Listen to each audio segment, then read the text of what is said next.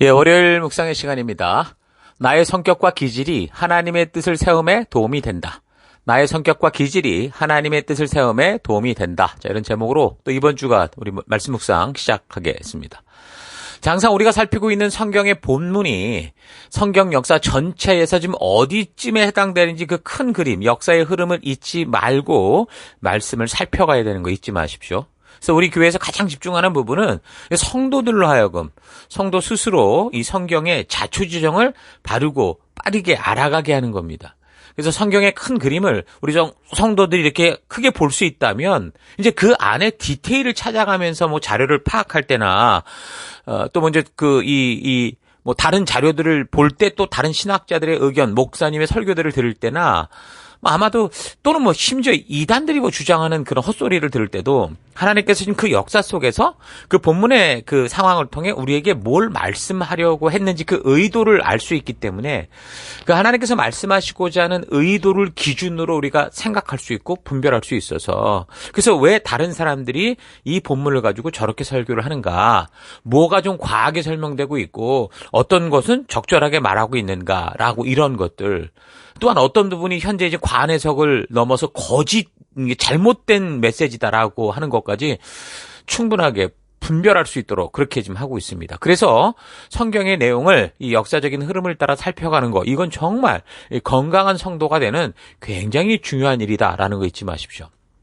그래서 하나님께서 역사를 통해 이루어 오셨던 그 하나님의 그 이 일하심, 그 이 역사 전체를 알면 우리가 어느 교회에서 어느 설교를 듣든지 그 방향과 의미를 잊지 않고, 그러니까 성경에서 말씀하시고자 했던 하나님의 뜻을 잊지 않고 들을 수 있어서 아무 설교나 무조건 아멘하고 옳다고 그러지 않고 또 성경의 기준에 따라 분별할 능력을 통해서 참으로 설교들 속에서 영혼의 양식이 될 만한 것들을 스스로 잘 먹고 건강해지는 그런 성도가 될 수 있을 겁니다. 자, 우리는 지금 신약에 들어오면서 그런 예수님의 역사, 그러니까 하나님의 그 언약의 성취, 새 언약의 성취였던 예수님의 그 역사, 그 시대를 마쳤고, 그리고 이제 이어지는 사도 시대들을 살피고 있었던 건데, 그 중에 지금까지 어쨌든 성경이 보여주는 굉장히 중요한 그 사도 바울의 그 역사적 행적을 우리가 살펴왔습니다. 지난주까지 25번에 걸쳐 살폈던 거고요. 이번 주간의 디도서, 이거는 이제 바울의 행적에 대한 26번째가 될 거고, 그리고 이제 다음 주에 디모데 후서를 살피게 되면 이제 바울의 행적, 이 역사를 총 27번에 걸쳐서 우리가 다 살피게 됩니다. 그래서 바울의 이런 이 사역의 여정을 통해 역사하시면서 새 언약의 성취인 교회, 하나님의 나라가 어떤 것인지를 구체적으로 알게 하는 하나님의 마음을 우리가 더 한층 깊이 알 수 있게 되는 거죠. 그래서 이번 주간 우리는 계속해서 그 이제 사도 바울의 마지막 끝의 행적들을 살펴보게 됩니다. 자, 로마의 가택연금에서 2년 정도 갇혔다가 출소한 후에 이제 사도 바울은 그리스 남쪽에 있었던 섬 크레테를 시작으로 해서 거기를 넘어서 이제 소아시아, 이 에베소 지역 근처를 전부 다 되돌아보고, 그리고 이제 마케도니아 지역으로 넘어갔을 때 그 빌립보쯤 되는 것에서 지금 에베소에 그 있는 교회를 맡겼던 디모데에게 편지를 썼는데 그게 이제 디모데 전서라고 했죠. 지난 시간까지 우리는 그래서 디모데 전서를 2번에 걸쳐서 이제 살폈던 거고요. 계속해서 이제 그의 마지막 여정을 우리가 순서를 따라 살펴볼 때 성경에 나온 순서대로는 디모데전서 뒤에 지금 디모데 후서가 연속적으로 나오고 있지만 그게 아니고 디도서가 사실은 역사적인 순서로 맞습니다. 근데 이제 성경 책의 순서로는 디모데 전후서가 연결되어 나오고 디도서가 그 뒤를 잇고 있는 거죠. 그래서 우리는 성경을 이 역사적인 순서에 맞추어 연대기적으로 살펴나갈 필요가 있다라는 겁니다. 디모데후서는요, 나중에 이제 바울이 최종적으로 그 순교에 이제 이어지게 순교와 연결되는 그 로마 2차 투옥과 관련된 그 시기에 적었던 기록이기 때문에 역사적인 순서로 따지면은 디모데 전서, 디도서, 그리고 그 다음에 디모데 후서 이렇게 읽어가야 정상적으로 우리가 전체 흐름을 파악할 수 있는 겁니다.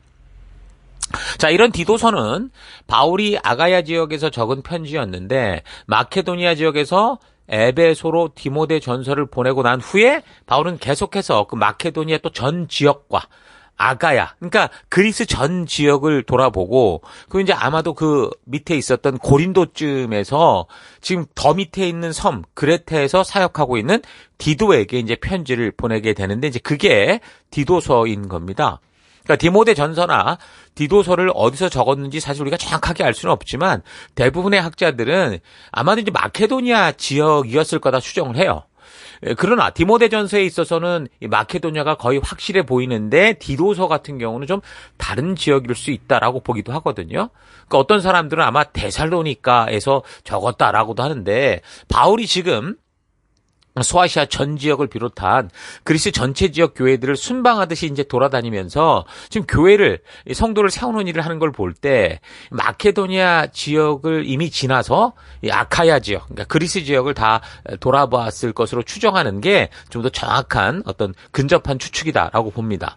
자, 그렇게 본다면 고린도 지역에서 디도서를 썼을 가능성이 많은 거죠. 그래서 고린도에서 그레테 섬에 있는 그리 멀지 않은 곳이었기 때문에 마케도니아 아가야 지역을 돌아본 바울이 이제 고린도에서 그레테 그 섬에서 지금 사역하고 있는 디도에게 그러니까 디모데에게 보냈던 그런 같은 의도로 이제 편지를 적었다고 봅니다. 그래서 디도서의 내용은 디모데 전서의 축소판이다라고도 이제 이렇게 볼 수 있는데 자, 그렇다면 가장 핵심되는 주제가 뭡니까? 결국 교회를 하나님의 목적이 이끄는 교회가 되게 하는 거이겠죠. 그걸 위해서 그런 말씀의 가치 위에 바르게 선 리더, 그러니까 생명 낳는 생명의 성도를 세우는 거다라고 할 수 있습니다.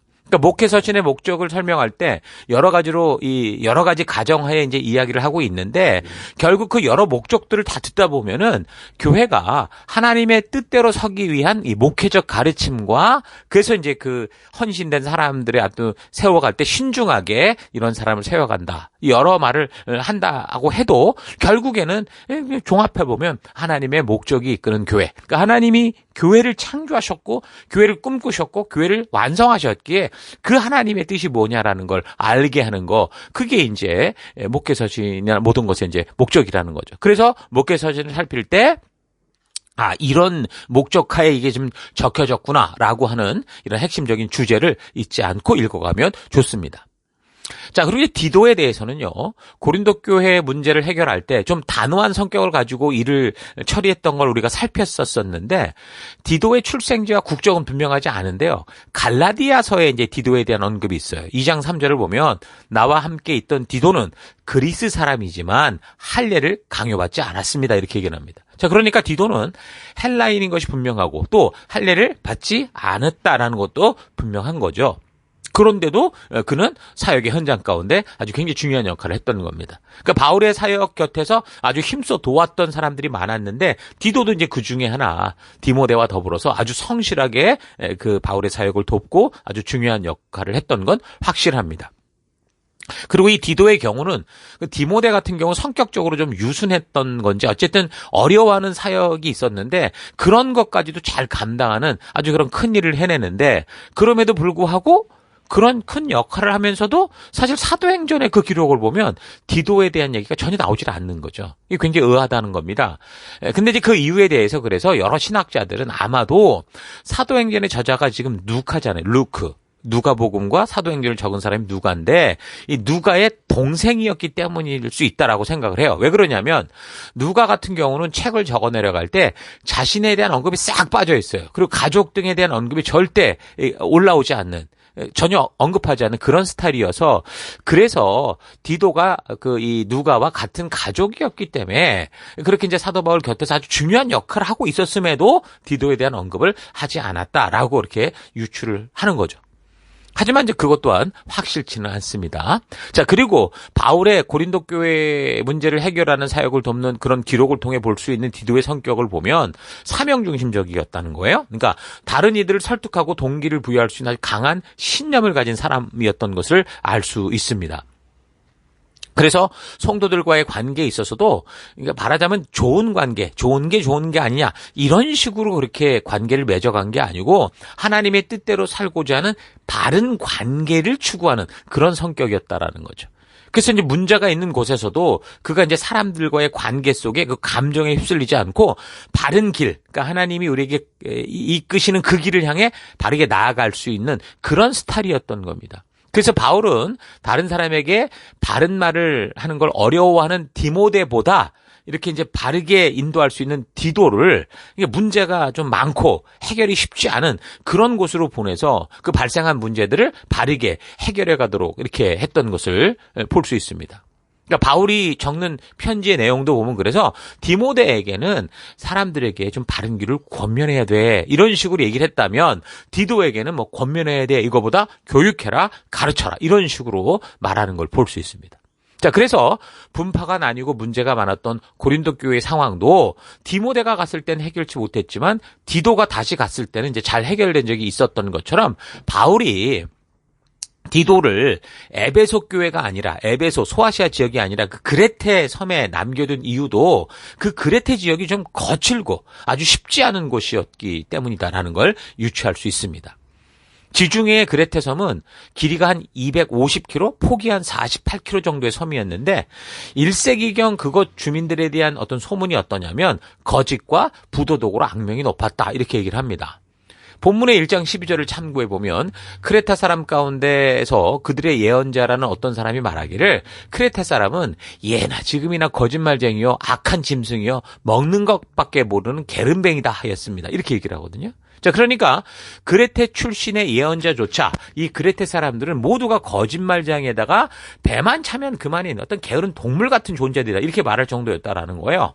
이제 그레테 출신의 예언자는 보통 이제 우리가 이 연구자들이 연구해 본 결과 주전, 그러니까 BC 6세기 경에 이제 시인이었다고 보고 그리스의 이제 7대 현인 중 하나였던 크노수스 출신의 에피메니데스라는 이런 사람이라고 추정을 합니다. 자, 그러니까 그레테 섬 사회의 분위기가 기본적으로 거짓말을 잘하고 자신의 이익을 위해 타인의 희생을 아랑곳하지 않는 어떤 그런 잔인성이 있었고, 그러니까 상당히 극단적 이기성이 많았다라는 거죠. 어떻게 보면 오늘 우리 시대일 수도 있겠어요? 어쨌든 상당히 개인주의적인 성향이 강해서 부당하고 안이한 방법으로 그러니까 오직 자신의 만족만을 추구하는 탐욕스러운 삶을 사는 그런 사회 분위기였다라는 거예요. 그러니까 한마디로 그레테는 도시 자체에서 악명 높은 곳이었고 참으로 골치 아픈 곳이었고 문제가 가득 찬 곳이었죠. 자, 그런데 중요한 건 그런 그레테 섬에도 교회가 섰다라는 거예요. 10절을 보면 1장 10절 복종하지 않으며 헛된 말을 하며 속이는 사람이 많이 있는데 특히 할례받은 사람 가운데 많이 있습니다라고 얘기를 해요. 그러니까 교회 안에서조차 자, 그런 터프한 동네에 교회가 섰는데 그 교회 안을 들여다보니까 그 교회 안에서조차 그런 그레테 사회의 그런 험악한 분위기 같은 그런 불순종하고 헛된 말하고 성도들을 속이는 그런 분위기가 있었다라는 거죠. 특히 이제 그런 짓을 하는 사람들을 잘 보니까 할례받아야 구원받는다라는 이걸 주장하는 그런 할례파들이었다라는 거예요. 11절을 보면 그들의 입을 막아야 됩니다. 그들은 부정한 이득을 얻으려고 가르쳐서는 안 되는 것을 가르치면서 가정들을 온통 뒤엎었습니다. 그러니까 이들은 자신들의 인지도와 그러니까 결국은 기득권 또 더러운 이익을 취하기 위해서라도 잘못된 건데도 이거 성경적이지 않은 것도 교회에서 막 가르쳐서는 안 된다는 것도 막 가르치고 그냥 그렇다고 주장하는 이런 식이었다라는 거죠. 자, 그러니까 이 그레테의 교회 안에도 할례댕이라고 하는 이 율법주의의 틀에 사는 사람들이 존재하면서 교회를 어지럽히고 있었다라는 겁니다. 이 할례당은 유대인들 가운데 특히 이제 기독교로 개종하였으면서도 구원의 조건으로서 이런 행위가 필요하다. 할례를 받아야만 구원을 얻는다. 우리가 하나님의 자녀인 증거를 받는 거다. 이런 식으로 주장하던 사람들이었죠. 그러나 바울은 이방인들도 유대인들과 같이 할례를 받아야 된다고 주장하는 이런 사람들을 아주 강하게 논박했단 말입니다. 구원은 그리스도를 믿음으로 이루어지는 거다라는 걸 강력하게 선포를 했죠. 로마서 10장 9절에도 입으로 예수는 주님이라고 고백하고 하나님께서 그를 죽은 자 가운데서 살리신 것을 마음으로 믿는 사람은 구원을 얻을 것입니다. 믿음으로 구원 얻는 얘기를 하고 갈라디아 5장 6절도 그리스도 안에서는 할례를 받거나 안 받는 게 문제가 되는 게 아닙니다. 가장 중요한 것은 사랑으로 역사하는 믿음입니다. 이렇게 얘기를 하죠. 그러니까 그리스도인들은 이방인이든 유대인이든 간에 육체의 할례가 아니라 뭐라는 거예요? 마음의 할례를 받아야 된다. 이 할례를 행하게 했던 하나님의 의도, 그 뜻을 알아야 된다라는 빌립보서 3장 3절. 하나님의 영으로 예배하며 그리스도 예수 안에서 자랑하며 육체를 신뢰하지 않는 우리야말로 참으로 할례를 받은 사람입니다. 그러니까 바울은 선교 초기부터 교회 안으로 들어왔으면서도 바로 이런 할례를 주장하고 뭐 장로들의 유전을 따라야 된다. 이런 식의 그 율법주의자들을 거짓 교사로 이제 간주를 했고, 그래서 아주 격렬하게 저들에 대해 조심해라, 뭐 경계해라, 뭐 싸워라 이렇게 얘기를 하지 않습니까? 근데 여기 그레테 교회에도 그렇게 육체의 할례를 고집해서 속이는 그런 율법주의의 틀을 벗어나지 못한 사람들이 아주 극심했던 것 같아요. 그래서 이곳 그레테 지역 교회를 섬기려면 웬만한 성격이 아니고서는 목회하기 쉽지 않은 아주 거친 곳이었죠. 그래서 바울이 유순했던 디모데가 아니라 좀 더 강직했던 디도를 여기에 남겼던 겁니다. 자, 그러니까 바울은 알고 그랬던 상황이 그래서 그랬던 그와 함께 하는 동역자들의 성향과 기질, 이 성격들을 바르게 알고 있었고 그에 맞는 사역지들을 잘 연결할 수 있었던 거죠. 그러니까 중요한 것은 성격과 기질이 어떠하든지 간에 모든 사람들은 그러니까 다 하나님이 맡기신 교회와 성도를 세우는 이런 영적인 아비의 삶을 살아왔다라는 겁니다. 그러니까 영적인 아비가 되는 건 내 성격과 기질이 뭐 이렇고 남에게 뭐 리더십이 없고 이런 문제가 아니라 내가 부모가 되는 데 있어서 무슨 성격과 기질 따라서 부모가 되고 안 되고 합니까? 아니잖아요. 그러니까 그런 것처럼 성격과 기질이 아니라 하나님의 말씀대로 순종하느냐 아니냐 거기에 이제 그 믿음에 있다라는 거 여러분 잊지 마시기 바랍니다. 그래서 디도는 이런 문제가 강하게 드러나는 곳에서 바른 진리의 확실한 기준을 따라 사람들과 바른 관계를 세워가면서 사람들의 감정이나 분위기에 흔들리지 않았고 오직 하나님의 목적이 이끄는 교회를 만들기 위해 굉장히 애썼던 것을 알 수 있습니다. 아마도 그러면 많은 사람들이 좋은 게 아니냐라고 하면서 쉬운 길을 찾을 때도 아마도 디도는 말씀이 주는 가치를 따라 걸어가는 이 바른 길을 아마 홀로라도 걸어가려고 애썼을 겁니다. 디모데도 그랬잖아요. 그 시대 분위기 안에 술이라는 게 주는 나쁜 영향력이 있기 때문에 자기 몸이 망가지는데도 불구하고 그렇게 이제 그걸 안 먹겠다라고 결단했던 어떻게 보면 비슷해요. 그런데 디도는 좀 더 그런 부분 안에서 좀 강직한 면이 있었던 거죠. 어떻게 보면 다른 사람들은 서로 좋은 관계 운운하면서 서로 무난하게 생활할 때도 아마 디도 자신은 하나님의 말씀의 가치라고 생각되는 부분을 아마도 고지식할 정도로 추구했었기 때문에 스스로 그렇게 약속을 위해 고집스럽게 걸어가는 자신을 어쩌면 스스로 막 내 성격이 왜 이럴까 정지하는 일이 있을 수도 있었겠죠. 그러니까 바른 길을 걷는다고 해도 그렇잖아요. 다른 사람들이 다 다른 길을 걸어가면 당연히 혼자서 착각에 빠져 있는가 고민스럽게 돼요. 교회 안에서도 이게 바른 길인데 너무나 많은 이 교인들이 성도가 아니에요. 교인들이 다 이렇게 막 수근수근거리고 그런 걸 추구하다 보면 혼자 괜히 너무 티나나 이런 생각이 들 때가 있다는 거죠. 그러면서도 다른 한편으로는 하나님의 부르심을 알고 함께 가야 되는 사람들이 지금 이렇게 함께 약속된 이 길을 걷지 않는 걸 보니까 어때요? 마음이 너무 아픈 거죠.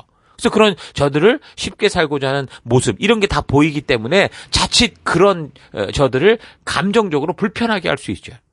아무리 이 눈물을 흘리고 그런다고 해도 아닌 건 아니라고 말하는 그러니까 강하게 비난하는 그런 감정들도 심하게 생겼을 거라고 봅니다.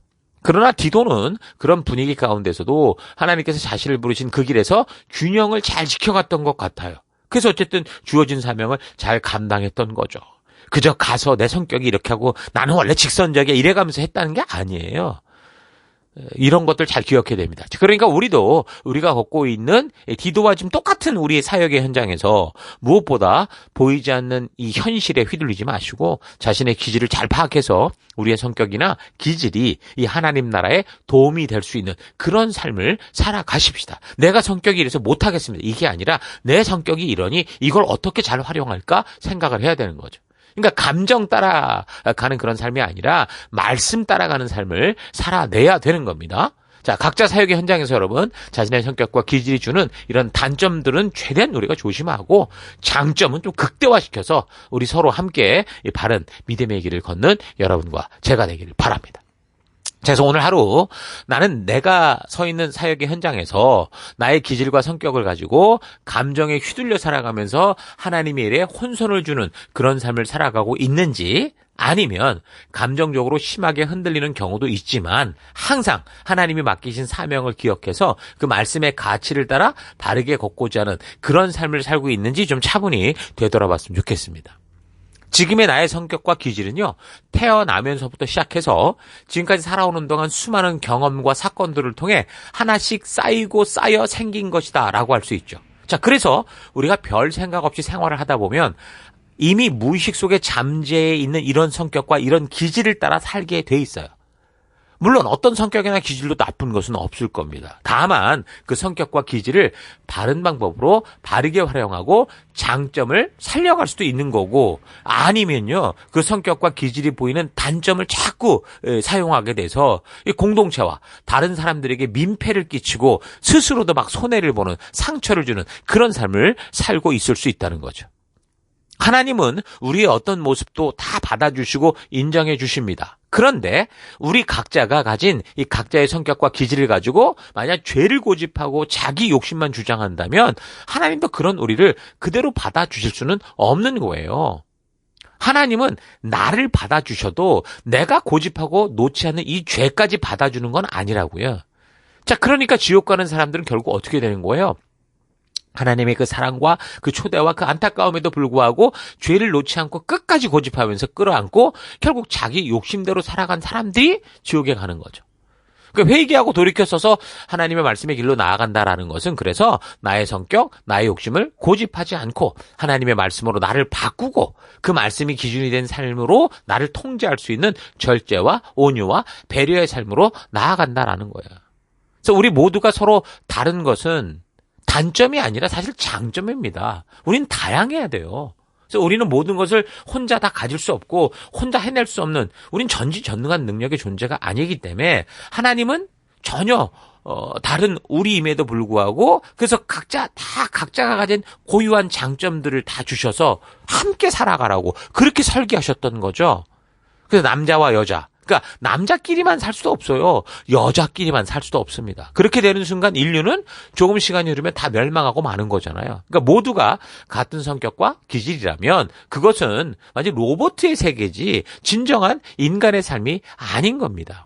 그래서 바울과 디도와 디모데 같은 경우도 전부 다 다른 성격의 기질이었지만 하나님께서 주신 사명, 그 목적이 하나가 돼서 각자의 기질과 성격에 맞게 가장 적절하게 하나님의 영광을 위해 살아갔던 것처럼 우리 각자가 다 다르지만 이 서로 다른 것이 서로 남과 싸우는 이유가 아니라 서로의 장점을 가지고 합력하여 내가 없는 것을 우리 지체들과 함께 합력하여 거룩한 하나님 나라를 일구어가는 그런 시너지가 될 수 있도록 여러분 애써서 함께 나아가는 우리가 될 수 있기를, 오늘 하루 될 수 있기를 주의 이름으로 축원합니다. 오늘 하루도 힘내십시오. 잠시 기도하겠습니다. 하나님은 우리 모두를 완전히 다른 존재들로 창조하셔서 다 다르지만 함께 협력하며 아름답게 살아가는 세상을 만드셨는데, 나는 내가 편한 것만을 주장하고 내 욕심대로만 살려고 했던 것 회개합니다. 용서해 주옵소서. 하나님, 내가 가진 나의 성격과 기질이 하나님 나라를 세워감에 있어서 바르고 온전하게 쓰여지고 우리 모두가 함께 협력하여 선을 이루는 힘이 되기를 원합니다. 무엇보다 내가 인정받기 원하는 것처럼 다른 이들의 그 모습 그대로 또 인정하며 함께 서로 말씀의 기준에서 벗어난 것들을 깎아내고 다듬어서 오직 주님의 말씀이 인도하시는 길로 나아가는 우리 교회, 우리 공동체, 우리 셀 되기 원합니다. 나의 기질과 성격이 하나님의 뜻을 세움에 있어서 굉장히 중요한, 꼭 필요한 그런 존재라는 거 잊지 않고 우리 모두가 함께 하나 되어 우리가 가진 단점이 아니라 우리가 가진 장점을 가지고 하나님의 나라를 이루어가는 오늘 하루 살 수 있도록 인도하여 주시고 그 길 가운데 함께하여 주옵소서. 그 길로 인도하시고 함께하신 하나님 감사드리고 예수님 이름으로 기도했습니다. 아멘.